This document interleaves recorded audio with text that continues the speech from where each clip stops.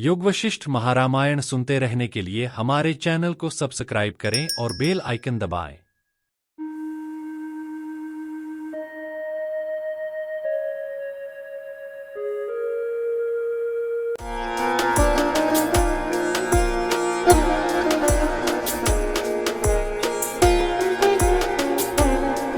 पिछले सर्ग 32 में हमने देखा कि वशिष्ठ मुनि ने श्रीराम को संसार की वास्तविकता और उसकी माया के बारे में विस्तार से बताया।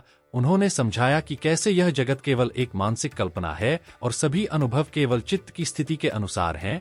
वशिष्ठ मुनि ने यह भी बताया कि जब तक हम संसार की माया के प्रभाव में रहते हैं, तब तक हम सच्चे ज्ञान से दूर रहते हैं, लेकिन जब हम माया के इस भ्रम को पार कर आत्मा की शुद्धता को पहचान लेते हैं, तब हम सच्चे ज्ञान को प्राप्त करते हैं। अब सर्ग 33 में वशिष्ठ मुनि श्रीराम को और गहन ज्ञान देते हुए माया और आत्मा के संबंध की और गहरी व्याख्या करेंगे। आइए इस यात्रा में हमारे साथ बने रहें। संकल्प जनित विमान में स्थित सरस्वती और लीला द्वारा देखे गए दोनों सेनाओं के संग्राम का वर्णन। श्री रामचंद्र जी ने कहा, भगवान इस युद्ध का कुछ संक्षेप से मुझसे वर्णन कीजिए, क्योंकि इन उक्तियों से श्रोता के कानों को बड़ा आनंद मिलता है। श्री वशिष्ठ जी ने कहा, रामचंद्र जी, तदुपरांत वे देवियां उस संग्राम को देखने के लिए वहीं पर रोके गए मन से कल्पित सुंदर स्थिर विमान पर चढ़ी। इसी बीच में उन दोनों सेनाओं की परस्पर मुठभेड़ होने पर शत्रु की सेना से प्रलयकालीन सागर के कल्लोल की नाई निर्भय योद्धा निकला। कोई योद्धा पर उसके प्रहार करने की इच्छा करने पर लीला के पूर्व जन्म के पति राजा विदुरथ ने उसके व्यवहार को सहन करने में असमर्थ होकर पर्वत के शिखर पर पत्थर के समान उसकी छाती पर मुदगर से प्रहार किया। तदुपरांत दोनों सेनाओं में प्रलय काल के सागर के वेग से अग्नि की और बिजली की वृष्टि करता हुआ शस्त्र संपात होने लगा। ऐसा घमासान युद्ध हुआ कि संसा आकाश में तैर रहे अस्त्र शस्त्रों की चंचल धार के अग्रभाग से आकाशमंडल रेखांकित सा प्रतीत होता था। उसमें हो रहे कण कण शब्द के बीच में धनुषों के टंकार का शब्द सुनाई देता था। वीरों के हुंकार से मिलने के कारण अधिकाधिक गंभीर होता हुआ उसका शब्द ग्रीष्म ऋतु के अंत के मेघ के गर्जन शब्द को अपने में छिपा देता था। धनुष से छूटी हुई बाण धारा के अग्रभाग में प्रतिबिंबित सूर्य की किरण उसमें वितान का काम दे रही थी। वाण और तलवार के वारों से बज रहे कवचों से टंकार के साथ आग की चिंगारियां उड़ती थी।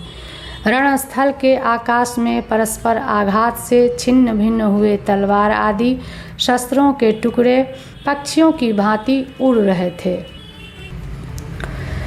वीरों की भुजारूपी वृक्षों के इतस्ततः संचार से युद्ध भूमि का नभस्थल जैसी प्रतीत होती थी, मानो उसमें चलने फिरने वाले वन घूम रहे हों। उसमें धनुषों की राशियों के टंकार से देवांगनाएं मारे भय के भाग रही थी।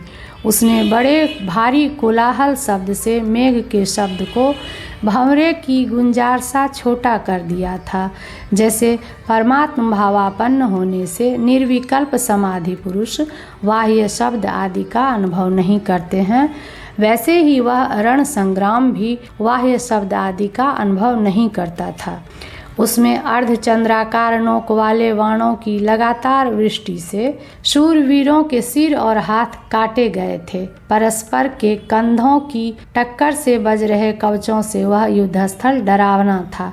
शस्त्रों के भीषण संघट्ट से उत्पन्न कर्णकटु टंकार ध्वनि वीरों के हुंकार से मंद पड़ गई थी, तिरस्कृत हो गई थी।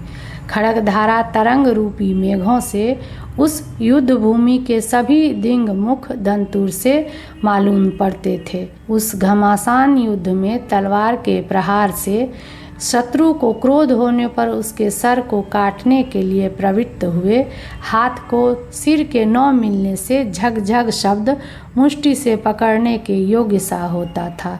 वहाँ पर चिरकाल तक बाहुओं पर ताल ठोकने वाले शूरवीर लोगों के ताल ठोकने से चट चट शब्द मानो गिर पड़ते थे। वहाँ पर शीघ्रता से म्यान से निकल रही तलवारों का लोहे की म्यान के संघर्ष से उत्पन्न हुए शीतकार शब्द से युक्त जल रहे स्फुलिंगों की सण सण ध्वनि होती थी। तेजी से लक्ष्य देश की ओर जा रहे लक्ष्य देश में जाकर फैलने वाले शरों की उसमें घर घर ध्वनि हो रही थी। वीरों के कटे हुए कंठों से धक धक शब्द के साथ प्राण और खून निकल रहा था। कटे हुए बाहुओं, सिरों और तलवार के टुकड़ों से आकाश पट गया था। कवच से टक्कर लगने से निर्गत दीप्त अग्नि की जटा तुल्य ज्वालाएं वीरों के केशों का स्पर्श कर रही थी। परस्पर टक्कर लगने से बज रही और कटकर गिर रही तलवारों का जो झन झन शब्द हो रहा था, उसने शूरों के चित्त को प्रफुल्लित और शरीर को रणोत्साह से दुगना बना दिया था। बर्छा से छिन्न भिन्न हाथियों की देह से उत्तरांगित रक्त प्रवाह बहता था। हाथियों के दांतों के टूटने से हुए दीर्घतम चित्कार शब्द से वह अत्यंत भीषण प्रतीत होता था। मूसल के प्रवाह से चूर चूर हुए लोगों की कष्टमय कातर हाहाकार ध्वनि हो रही थी। कटकर आकाश में तैर रहे सूरों के सिर रूपी पद्मों के समूह से आकाश बिल्कुल आच्छन्न था। कटकर आकाश में फेंकी गई वीर भुजाएं ही उसमें सर्पराज थे और चारों ओर आच्छन्न धूलिमय ही मेघ थे, जिनके अस्त्र शस्त्र कट गए थे। ऐसे पुरुषों द्वारा अस्त्र शस्त्र के काटने का बदला चुकाने के लिए केसा केसी युद्ध हो रहे थे।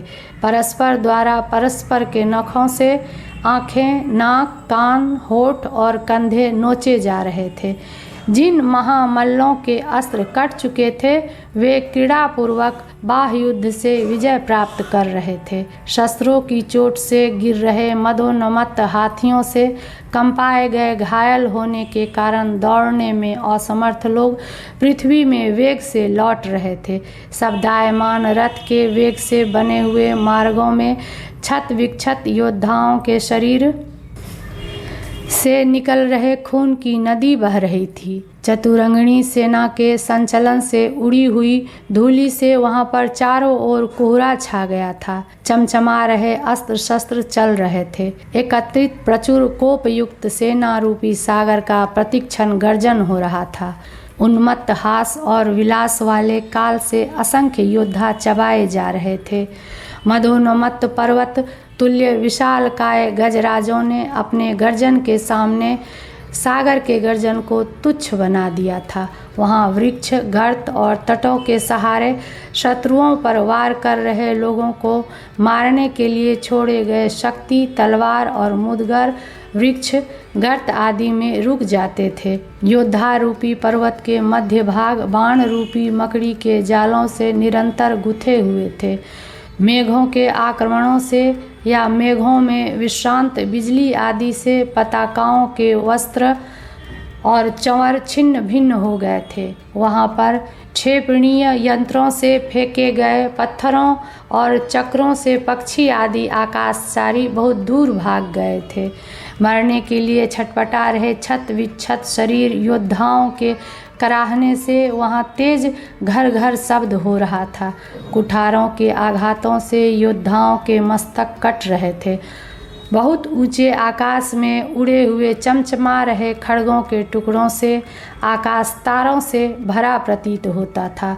पूरे बल से छोड़े गए शक्ति नामक आयुधों के संघात से काटे गए हाथियों से भूमि पट गई थी।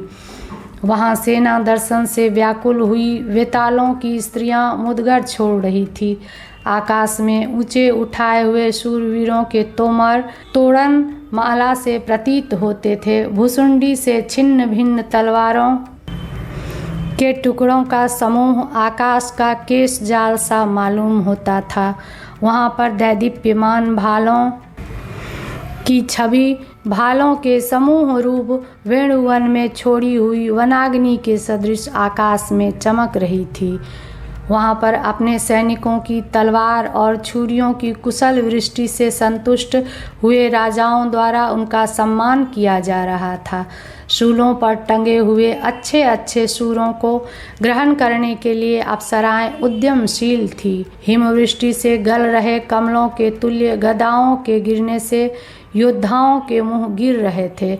भालों से जबरन कुचल दिए गए योद्धाओं की दुखप्रद चेष्टाओं से भीषण दृश्य हो रहा था।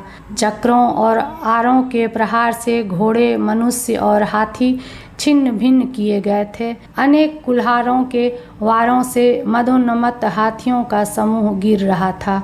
वहाँ पर बड़ी बड़ी लट्ठियों से गौओं की भांति हाँकने से कोई योद्धा छिप गए थे, कोई भाग रहे थे तथा वृक्ष, भीत और ढाल से अपने को ओझल कर रहे थे। क्षेपणीय यंत्र से फेंके गए पत्थरों से रथों और वृक्षों में लगी हुई पताकाएं चूर चूर हो गई थी।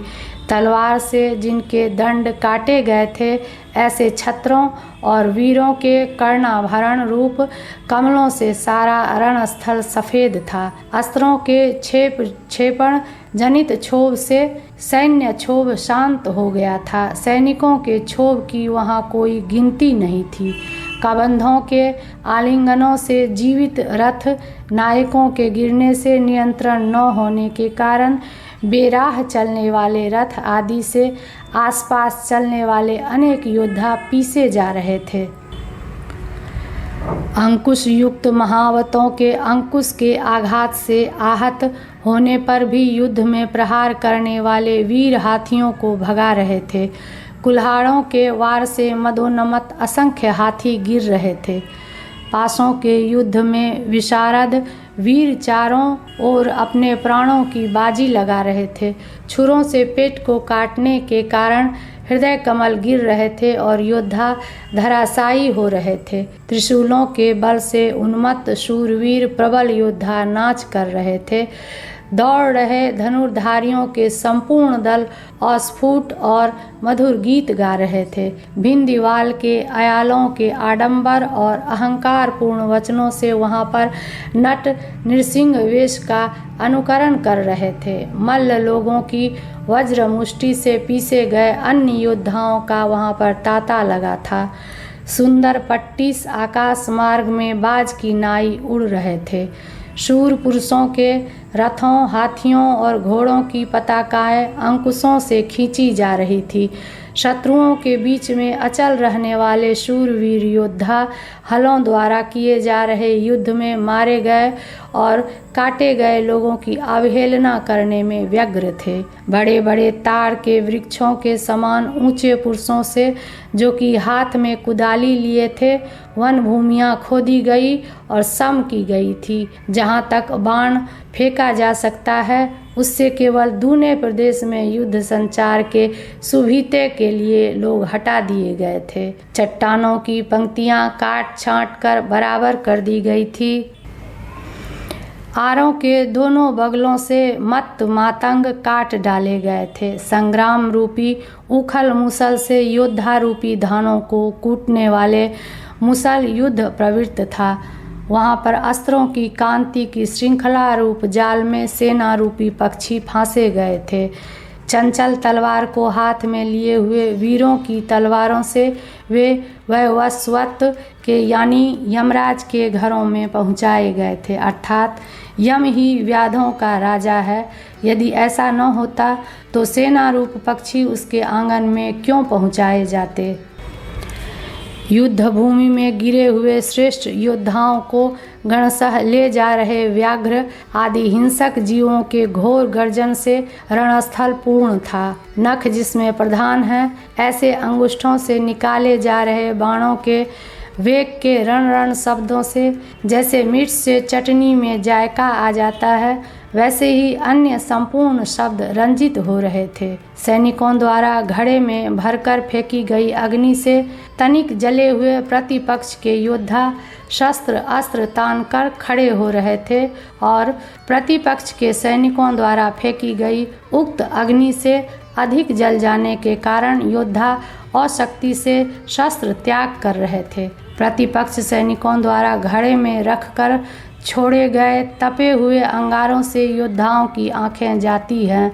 उक्त सैनिकों द्वारा छोड़े गए घड़े में स्थित विष मिश्रित जल से योद्धा गिर रहे थे। लोहे के बाणों की वृष्टि रूप सुंदर जल को बरसाने वाले वीर संग रूपी मत वाले मेघों के विलास से कबंध रूपी मयूर जिसमें नाच करते थे और वेग से घूम रहे मत मतंग रूपी पर्वतों से परिवेष्टित वह संग्राम संघर्ष प्रलय काल के सदृश हुआ। इत्याकर्षे वासिष्ठ रामायणे वाल्मीकिये देवदूतोक्ते मोक्षोपाये उत्पत्ति प्रकरणे भाषानुवादे सेनयोः प्रथम पात वर्णनं नाम 33तमः सर्गः। सर्ग 33 में वशिष्ठ मुनि ने श्री राम को समझाया कि आत्मा की सच्ची पहचान ही मोक्ष का मार्ग है। उन्होंने विभिन्न दृष्टांतों और कथाओं के माध्यम से यह स्पष्ट किया कि कैसे आत्मज्ञान के बिना संसार का चक्र निरंतर चलता रहता है। वशिष्ठ जी ने यह भी बताया कि ज्ञान और विवेक के साथ जो व्यक्ति संसार की मोहमाया से परे जाकर आत्मा की शुद्धता को पहचान लेता है, वही सच्चे सुख और शांति को प्राप्त करता है। आशा है कि आपको यह सर्ग ज्ञानवर्धक और प्रेरणादायक लगा होगा। हमारे चैनल को सब्सक्राइब करें और बेल आइकन दबाएं ताकि आप अगले सर्ग के बारे में और जान सकें। धन्यवाद।